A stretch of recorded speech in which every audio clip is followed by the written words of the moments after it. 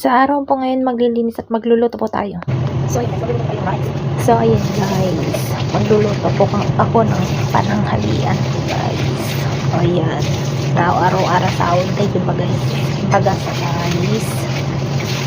Kaming ado. Tapos ikantay iti. Asin.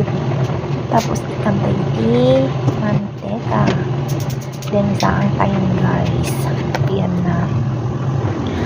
Sabay tayo ng isa ang panawan tayo lang itim manong minutos guys. Tap nakinak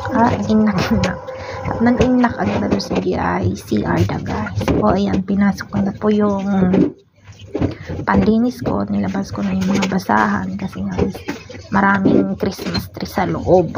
O ayan guys,